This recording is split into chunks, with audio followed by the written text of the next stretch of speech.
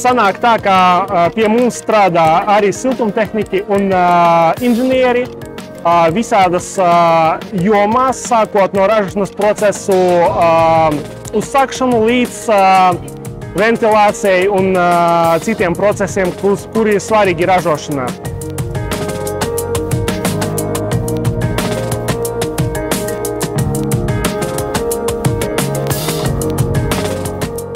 Tehniskiem darbiniekiem mūsu ražošanā galvenokārt vajag būt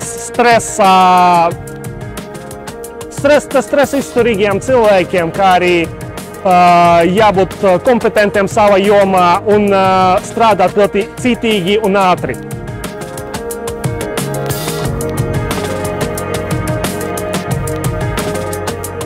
Latgales Industriālā tehnikuma topošiem speciālistiem no Latvijas maiznieka novēlējums būt radošiem, ar darbīgām rokām, čakliem un vēlmi palikt pie mums Daugavpilī, strādāt šeit, izaugt, attīstīties savā specialitātē un saņemt lielisku darbu ar labi atalgotu iznākumu un galu galā celt mūsu pilsētu.